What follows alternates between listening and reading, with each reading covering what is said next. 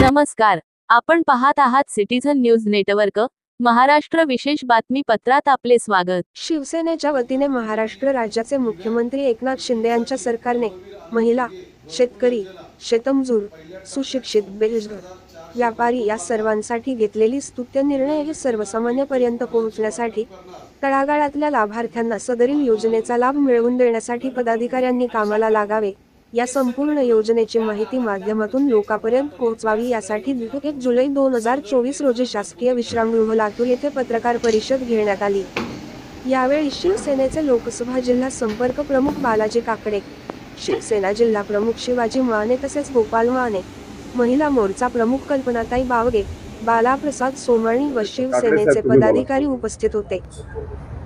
आपण आताच आतमध्ये बोलल्याप्रमाणे महाराष्ट्र राज्याचे मुख्यमंत्री माननीय एकनाथजी शिंदे साहेब यांनी राज्याच्या गोरगरीब जनतेसाठी ज्या ज्या योजना या महाराष्ट्र राज्यात राबवत आहेत आणि त्या योजनेचा लाभ शेवटच्या घटकापर्यंत पोहोचावा यासाठी आज या ठिकाणी आम्ही छोटीशी पत्रकार परिषद घेतली आणि आपल्या माध्यमातून शेवटच्या घटकापर्यंत ग्रामीण भागापर्यंत ही बातमी पोहोचावी यासाठी आपण या ठिकाणी प्रयत्न करत आहोत आणि आपल्या माध्यमातून नक्कीच ही बातमी प्रत्येक गोरगरिबापर्यंत पोहोचेल आणि त्यांचा लाभ त्यांना मिळेल हे खात्रीने मला सांगायचे वाटतं। आम्ही आमच्या युतीच्या माध्यमातून आमच्या 2 जागा आमच्या वाट्याला याव्या अशा अपेक्षा आहे, परंतु मागच्या वेळेस ज्याप्रमाणे 1 जागा लढवली ती 1 जागा तर नक्कीच आम्ही या ठिकाणी लढवणार आहोत आणि ती निवडून सुद्धा येणार आहे। लातूर ग्रामीण।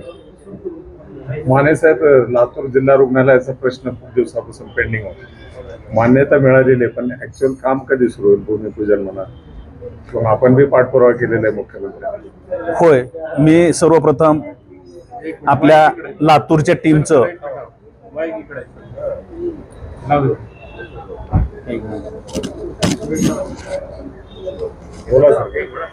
सर्वप्रथम मी आपल्या लातूरच्या टीमचं खूप खूप अभिनंदन करेन, कारण यामध्ये खास करून पत्रकार बांधवाचं अभिनंदन करेन। जिल्हा रुग्णालयासाठी बरेचसे आंदोलनं, उपोषण, निवेदन आपण सर्वांनी केलात, परंतु या राज्याचं मुख्यमंत्री नेतृत्व करत असताना आदरणीय एकनाथराव शिंदे साहेब किती संवेदनशील आहेत या ज्वलंत उदाहरण आपल्या समोर आहे।